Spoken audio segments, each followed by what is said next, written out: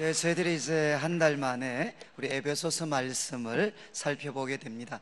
이제 앞의 내용을 조금 기억하셔야 될 것 같아서 이제 바울이 이제 편지를 시작하면서 먼저 그 에베소 성도들에게 이제 은혜와 평강을 빌어 주었습니다.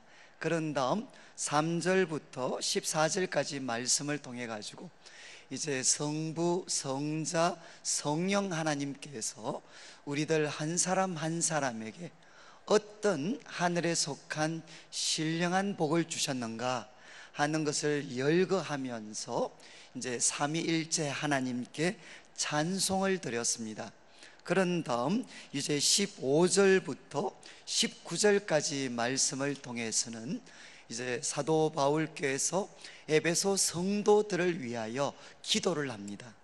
복 주신 하나님께 기도를 드리는데 그 기도의 제목은 크게 두 가지입니다. 첫 번째는 하나님 지혜와 계시의 영을 주셔서 하나님을 알게 해 주십시오.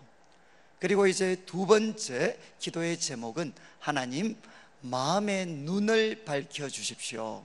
우리 성도들의 마음의 눈을 밝혀 주셔서 세 가지입니다. 세 가지 깨닫도록. 첫 번째는 과거를 돌아보면서 부르심의 소망을 알게 해 주십시오. 하나님께서 우리들을 부르실 때 어떤 소망을 가지셨나 깨닫게 해 주시고, 그리고 미래입니다. 우리 성도들 한 사람 한 사람을 위해 주님께서는 영광스러운 기업을 준비하고 계시는데, 하나님께서 준비하고 계시는 그 영광스러운 미래가 얼마나 놀라운가 하는 것 깨닫게 해 주십시오. 그리고 이제 세 번째는 현재입니다. 현재 믿는 우리들 한 사람 한 사람에게 베풀어 주시는 하나님의 능력이 있습니다. 그 하나님의 능력이 얼마나 크고 놀라운가 하는 것 깨닫게 해 주십시오. 이렇게 사도 바울이 기도를 했습니다. 저는 이제 에베소 말씀을 함께 나누는 동안, 또 우리 성도님들께서 예배를 드리는 동안 이 두 가지 기도 제목은 꼭 마음에 담아 두시면 좋겠습니다. 그런데 이제 오늘 살펴보는 20절부터 23절까지 말씀은 앞의 내용과 밀접하게 연결이 되어져 있습니다. 그러니까 하나님의 능력의 크고 위대하심을 깨닫게 해달라 그랬는데, 그 능력이 도대체 구체적으로 어떻게 나타났나, 도대체 어떤 것인가 하는 것을 바울은 20절부터 설명을 하고 있습니다. 자, 이제 20절 말씀을 보시면 그의 능력, 그러니까 하나님의 능력입니다. 하나님의 능력이 누구 안에서 역사했는가 하면 그리스도 안에서, 예수 그리스도 안에서 하나님의 능력이 역사했다는 겁니다. 그러니까 어떤 일이 생겼는가 하면 하나님의 능력이 예수님 안에 역사하니까 어떤 일이 일어났느냐, 예수님은 죽으셨다는 겁니다. 우리 성도님들 잘 아시는 것처럼 세상의 모든 죄를 짊어지시고 예수님께서는 십자가 위에 피 흘려 죽으셨습니다. 그래서 예수님은 하나님의 아들이시지만 세상의 모든 죄를 짊어지시고 대신 죽으셨기 때문에 이제 그분은 죽은 자들 가운데서도 가장 밑바닥에 우리 예수님은 떨어지게 되셨습니다. 우리 예수님께서 십자가상에도 하나님께 절규를 하셨죠. 나의 하나님, 나의 하나님, 왜 저를 버리십니까? 하나님 아버지께서 독생자 예수 그리스도를 십자가상에서 버리시고 외면하신 것은 그분이 세상의 모든 죄를 짊어졌기 때문입니다. 그래서 그분은 십자가에서 우리의 모든 죄를 짊어지시고 가장 낮은 자리에 떨어지셨습니다. 그리고 우리 성도님들 잘 아시는 것처럼 예수님께서는 십자가 고난을 받으시기 전에 제자들에게 예고를 하셨습니다. 내가 예루살렘에 올라가면 거기에서 고난을 받고 그리고 죽을 거다. 그렇지만 그것으로 끝나는 것이 아니라 3일 만에 살아날 거다. 이렇게 예수님이 말씀을 하셨습니다. 그런데 복음서를 보면 이 예수님의 예고, 이 예수님의 말씀에 제자들은 귀를 기울이지 않았습니다. 그렇지만 누구는 귀를 기울였겠습니까? 모든 어둠의 세력들, 마귀로 대표될 수 있는, 사단으로 대표될 수 있는 모든 어둠의 세력은 이 예수님의 말씀을 귀담아 들었습니다. 그래서 십자가에 못 박혀 죽으셔서 가장 낮은 자리에 떨어진 예수님, 이 예수님이 다시 살아나지 못하게 하려고 모든 어둠의 권세는 힘을 다해서 예수님의 죽음을 지키고 있었습니다. 그렇지만 하나님의 능력이 역사하니까 어떤 일이 일어났죠?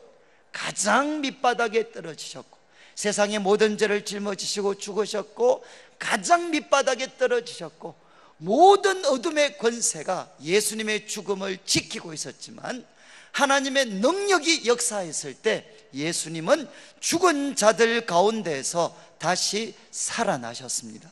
그래서 하나님의 능력은 어떤 능력이냐?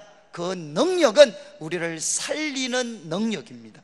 그렇지만 더 나아가서 이제 하나님의 능력은 예수님을 살렸을 뿐만 아니라 예수님을 지극히 높이셨습니다.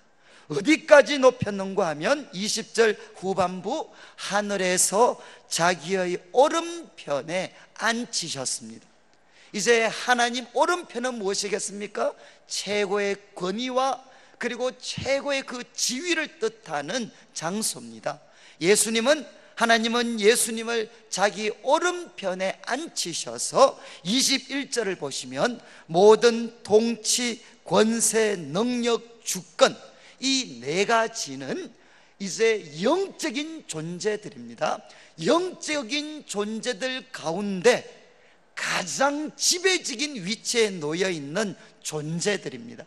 모든 통치, 그리고 권세, 능력, 주권, 이것은 우리 물질적인 영역이 아니고 영적인 영역을 통치하는 그런 지배자들입니다. 그 영적인 통치자들 뿐만 아니라 이 세상뿐 아니라 오는 세상에 일컫는 모든 이름, 여기에 이제 이 세상, 오는 세상은 뭔가 하면 당시 유대인들은 세상을 두 가지로 구분을 했습니다. 그리스도가 오시기 전까지 우리가 살고 있는 세상은 이 세상입니다. 그렇지만 그리스도께서 오신 이후에 펼쳐지는 새로운 세상은 뭐냐? 다가오는 세상, 내세입니다. 내세. 그래서 사도 바울은 이야기합니다. 하나님은 예수님을 어느 정도 높이셨는가 하면 지금 우리가 몸담고 있는 이 세상 뿐만 아니라 앞으로 다가오는 세상 속에서도 사람들이 믿고 신뢰하고 높이는 모든 이름이 있습니다.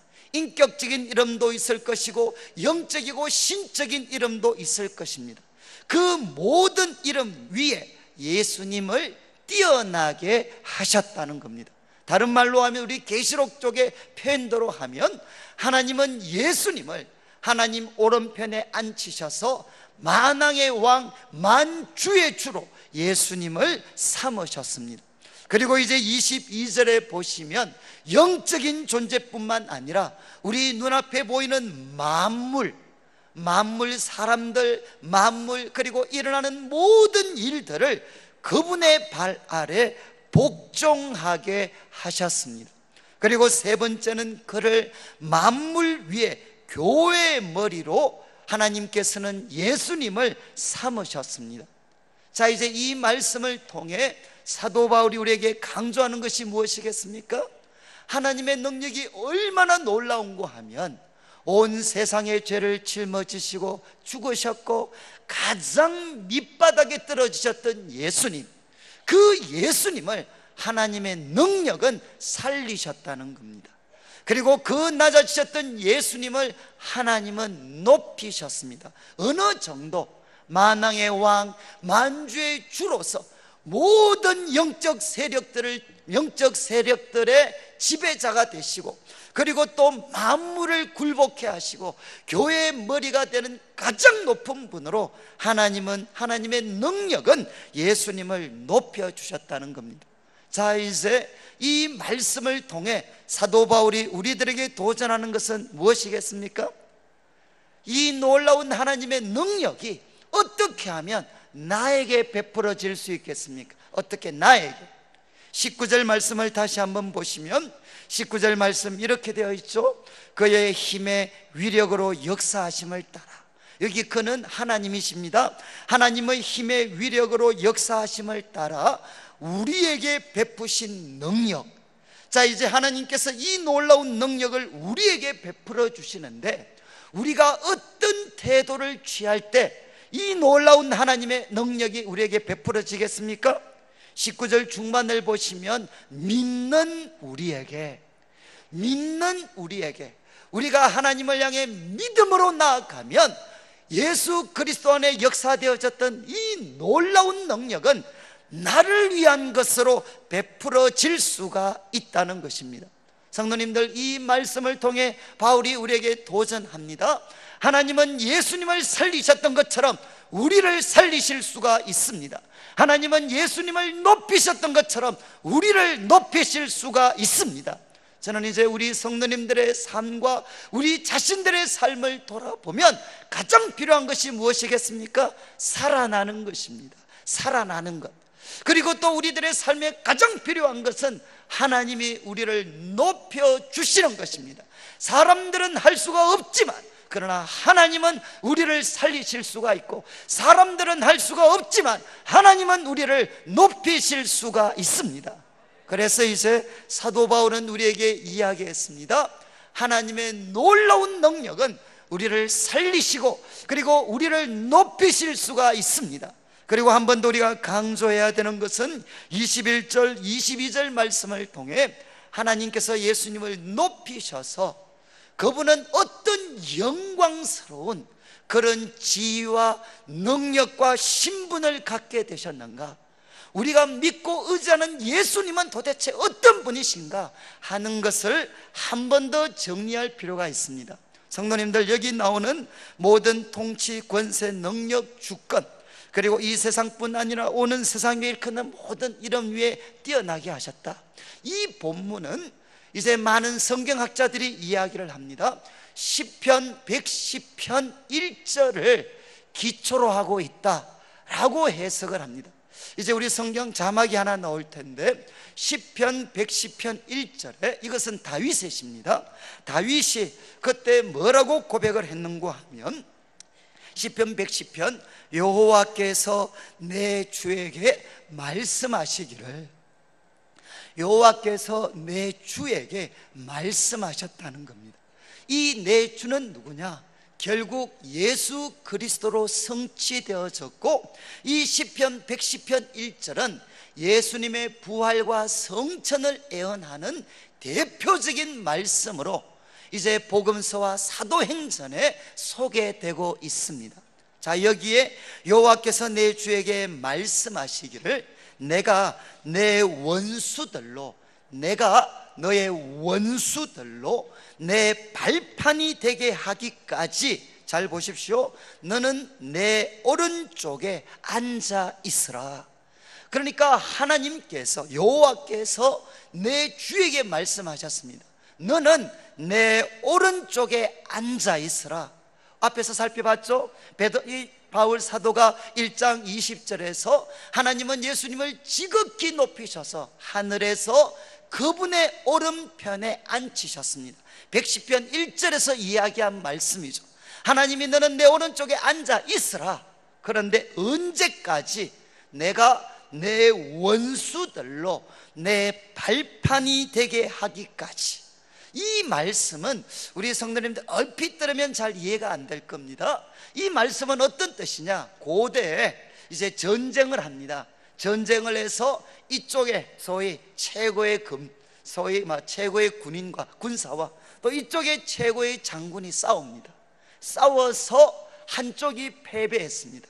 그러면 승리한 사람이 어떻게 하느냐? 칼을 높이 쳐들고 그 발로서 패배했던 그 원수의 목을 밟습니다. 이해하시겠습니까?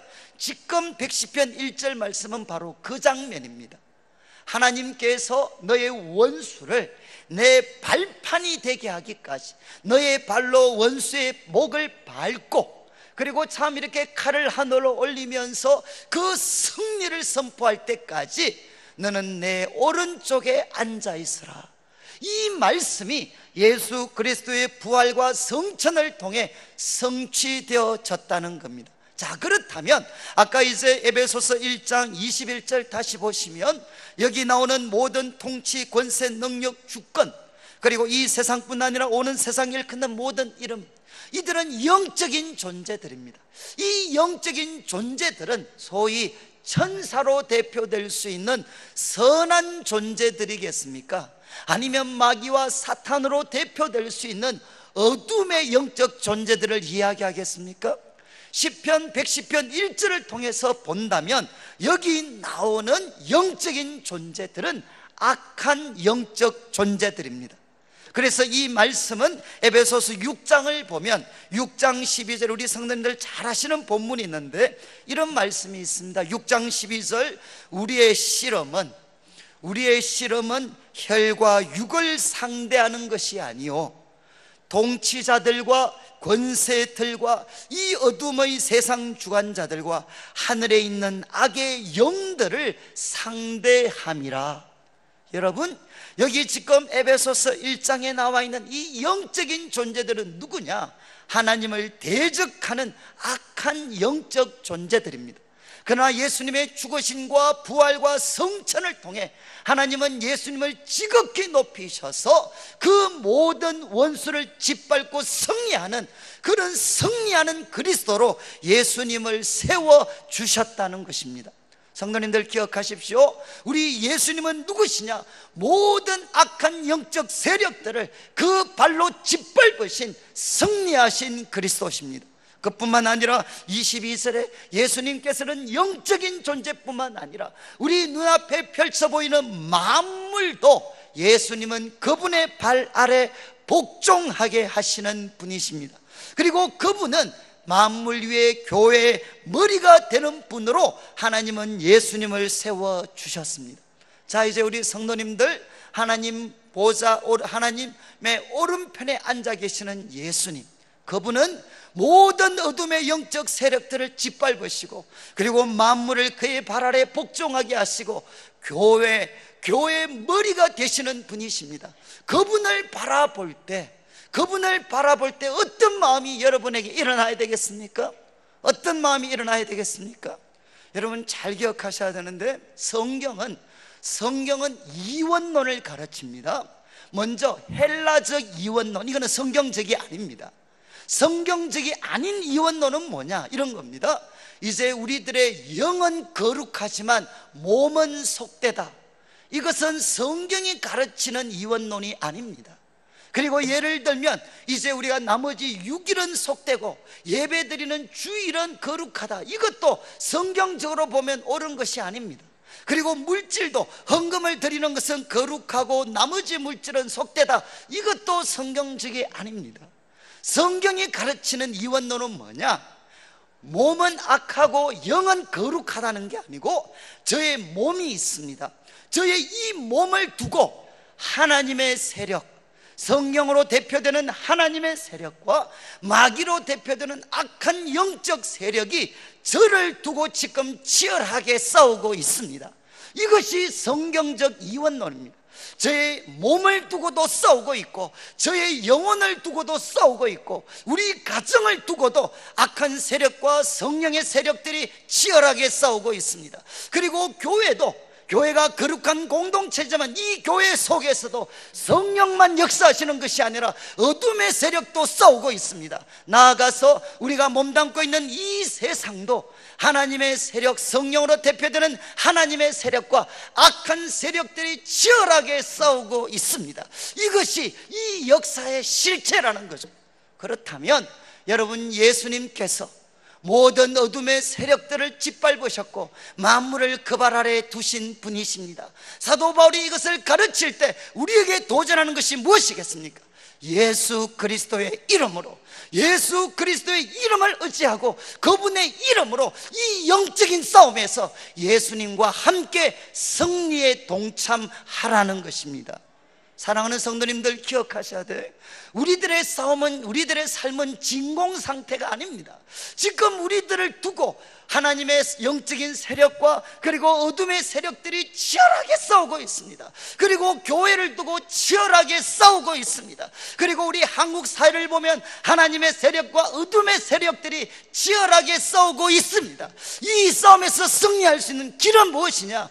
예수 그리스도의 이름을 의지해서 그분의 도우심을 구하는 것입니다. 그래서 사도 바울은 우리에게 이야기했습니다. 하나님은 예수님을 높이셔서 그분이 어떤 분이 되게 하셨느냐? 모든 어둠의 권세를 짓밟으시고 승리하는 분이 되셨고, 그분은 만물을 그 발 아래 복종케 하는 분이 되셨고, 그분은 교회의 머리가 되시는 분이십니다. 그러면서 이제 마지막 23절을 보십시오. 이 23절은 아마 교회가 어떤 공동체인가, 교회가 도대체 어떤 공동체인가 하는 것을 가장 명확하고 가장 생동감 있게 정의한 말씀입니다. 그래서 우리 성도님들께서도 꼭 이 말씀은 외우셔서 내가 속해 있는 이 교회는 도대체 어떤 공동체인가 하는 것을 마음에 새기셔야 됩니다. 이제 23절 이렇게 되어 있습니다. 교회는, 여러분 아시는 것처럼 교회는 건물이 아닙니다. 믿는 자들의 공동체입니다. 믿는 자들의 모임이 교회입니다. 교회는 그리스도의 몸입니다.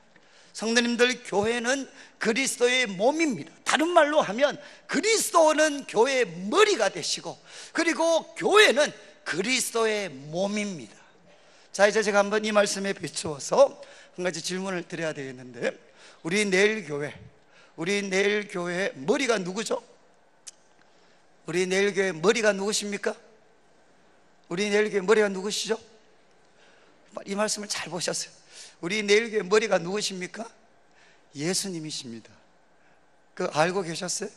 혹시 또 우리 내일 교회 머리는 누굽니까? 그러면 담임 목사님이십니다. 듣기는 좋은 것 같지만 그거는 잘못하면 이단입니다, 이단. 그리고 또 우리 내일 교회 머리는 담임 목사도 아니고 그리고 당회도 아닙니다. 여러분, 우리 교회 머리는 누구시냐? 한 분, 예수님이십니다. 저의 머리도 예수님이시고 우리 성도님들의 머리도 예수님이십니다. 그런데 저와 같은 목회자 그리고 당회와 같은 앞선 분들을 세우신 이유가 뭐겠습니까? 그분들 따르라고 세운 게 아니고 그분들이 머리 대신 예수님의 뜻을 잘 분별해서 앞선 자들이 해야 되는 가장 중요한 일은 뭐냐?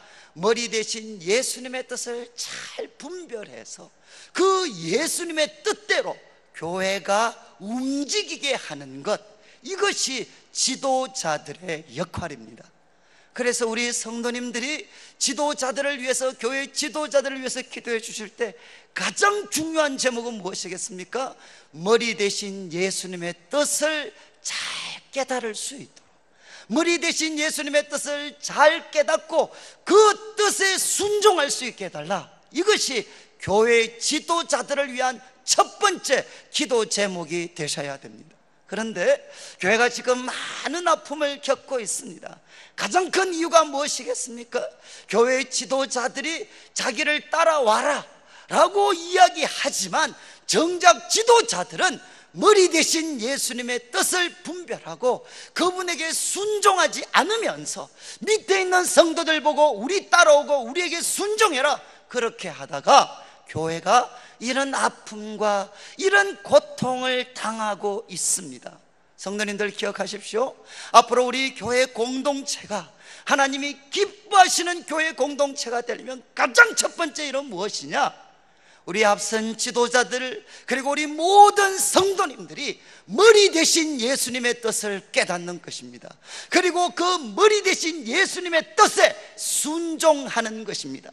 그리고 지도자들은 그 뜻을 깨닫고 우리 성도님들과 교회 공동체 전체가 머리 대신 예수님이 기뻐하시는 길로 갈 수 있도록 인도해 가는 것, 그때야 우리 교회는 주님이 기뻐하시는 교회가 됩니다. 자, 그런데 교회는 그분의 몸입니다. 그 다음 이 구절을 보십시오.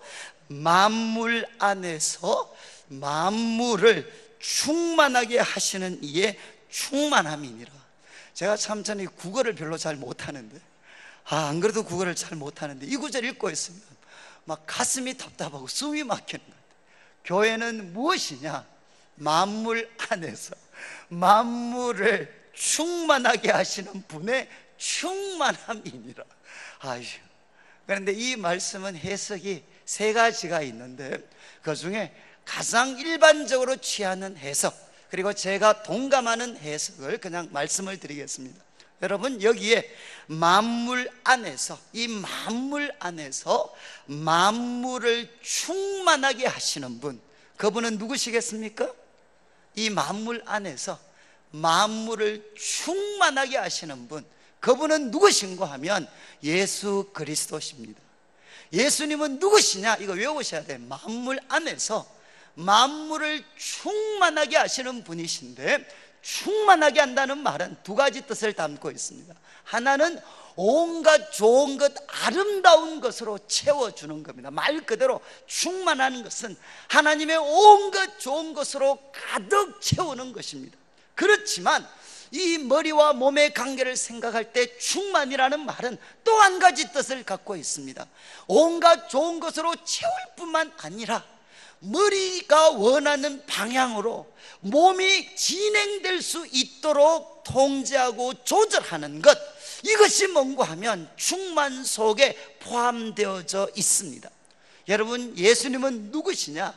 만물을 하나님의 온갖 아름다운 것으로 가득 채우시는 분이십니다.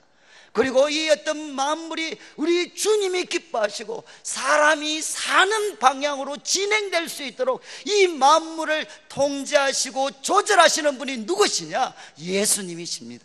자, 그런데 이 예수님, 이 예수님의 충만함을 담고 있는 그릇, 이분의 충만함을 담고 있는 그릇이 뭐냐? 이 교회라는 것입니다. 여러분, 교회는 어떤 곳이냐? 만물을 충만케 하시는 예수님, 그분의 충만함을 담고 있는 그릇입니다. 그런데 성도님들, 그러기 때문에 이 교회 공동체는 엄숙한 곳입니다. 왜냐하면 이 교회 공동체는 지금 사람들이 볼 때 온갖 부정적인 것, 연약한 것 있지만, 그러나 본질적으로 교회는 무엇이냐? 예수님의 충만함을 담고 있는 그릇입니다. 하나님의 온갖 아름다운 지혜와 능력과 사랑과 이 모든 아름다운 것들을 담고 있는 그릇은 교회밖에 없습니다. 자, 그런데 또 하나 기억하셔야 되겠습니다. 이제 교회는 예수님의 충만함입니다. 예수님께서 그분의 충만함을 교회에 담아 두신 목적이 뭐겠습니까? 예수님께서 그분의 충만함을 교회에 담아 두신 목적이 우리 성도들만 잘 되는 것일까요? 우리 성도님들만 하나님의 좋은 것 받아서 잘 되고 성공하고 행복한 삶을 누리는 것, 그것이 예수님께서 그분의 충만함을 교회에 담으신 목적이겠습니까? 그렇지 않습니다. 예수님께서 교회 속에 그분의 충만함을 담으신 목적은 뭐냐? 우리 성도들이 그들이 담은 예수님의 충만함을 가지고 흩어져서 그들의 가정과 일터와 그들의 발걸음이 닿는 곳곳을 예수님의 충만함으로 그것을 가득 충만하게 하는 일을 하라고 예수님은 교회를 충만하게 하셨습니다. 저는 이제 우리 성도님들 기억하셔야 됩니다. 우리가 예수님을 믿으면서 머리 대신 예수님, 그리고 그분의 몸된 교회 구성원이 되었으면서 만약에 자기 자신만을 위해서 산다면 그것은 모순입니다. 예수 그리스도를 그 삶의 구세주와 주인으로 모신 사람, 그래서 그 속에 우리 예수님의 충만함을 담고 있는 사람들은 결단코 무엇할 수 없느냐? 자기 자신만을 위해서 살아갈 수는 없습니다. 예수님이 주신 이 충만함을 갖고 그들의 가정을 충만하게 하고 그들의 직장을 충만하게 하고 우리의 발걸음이 닿는 곳곳을 예수님의 충만함으로 가득 채우는 사명을 받은 곳이 어디냐? 그것이 바로 교회입니다. 사랑하는 성도님들, 그래서 우리가 드리는 이 예배 드리는 이 시간은 가장 엄숙할 뿐만 아니라 가장 역사적인 순간입니다. 왜? 만왕의 왕이시오 만주의 주님이신 예수님의 충만함을 담는 시간입니다. 예수님의 충만함을 담아서 이 충만함을 갖고 세상을 충만하게 하는 사람들이 준비되는 시간이기 때문에 예배 드리는 시간이 가장 엄숙하고 역사적인 시간입니다. 저는 우리 성도님들, 우리 내일교회 성도님들, 정말 우리 마음에 꿈꾸는 것은 바로 이거잖아요. 우리 모두가 다 우리 예수님의 충만하심을 담아서 그 충만함을 갖고 우리가 속해 있는 가정과 일터와 우리의 발걸음이 닿는 곳곳을 주님의 충만함 갖고 그곳을 새롭게 하고 아름답게 하고 살리게 하고 거룩하게 하는 그 일을 우리 모두가 감당해야 된다는 것입니다. 저는 오늘 말씀을 마무리하면서 세 가지 말씀을 드렸습니다. 먼저는 하나님의 놀라운 능력입니다. 성경은 이야기합니다. 하나님의 능력이 얼마나 큰가. 그분은 세상 죄를 짊어지시고 십자가에 죽으셔서 가장 밑바닥에 떨어지셨던 예수님, 그분도 살리셨습니다. 그렇다면 하나님의 능력은 오늘을 사는 우리 성도님들이 어떤 상황 속에 놓여 있다 할지라도 하나님은 살리실 수 있습니다. 그리고 우리들의 삶이 비록 보잘것없고 초라한 것 같지만 예수님을 지극히 높으신 그 하나님의 능력은 우리 성도님들의 삶도 지극히 높이실 수가 있습니다. 저는 마음에 소망하는 게 바로 이겁니다. 하나님, 우리 교회를 한번 높여주십시오. 우리 성도들을 한번 높여주십시오. 우리 다음 세대들, 청년들을 한번 주님의 능력으로 높여주십시오. 그리고 나아가서 우리 예수님은 누구십니까? 예수님은 하나님의 오른편에 계십니다. 그분 앞에 모든 어둠의 영적 세력들이 짓밟혔습니다. 그분은 만물을 주관하시는 분이십니다. 그분은 교회의 머리십니다. 다시 한번 우리 성도님들, 이 예수 그리스도의 영광스러운 이름을 가지고 영적인 싸움에서 승리할 수 있는 분들이 되셔야 됩니다. 저는 우리 교회 가운데 자신을 위해서 기도하는 분뿐만 아니라 이제는 우리 내일 교회를 위해서 기도하시는 기도의 용사들이 일어나야 되고, 우리 교회 속에 이 대구 땅을 붙잡고 씨름하는 기도의 용사들, 그리고 우리 한국 교회와 한국 사회를 붙잡고 나라와 민족을 붙잡고 기도할 수 있는 기도의 용사들이 일어나셔야 합니다. 그리고 마지막으로 교회는 그리스도의 몸된 교회입니다.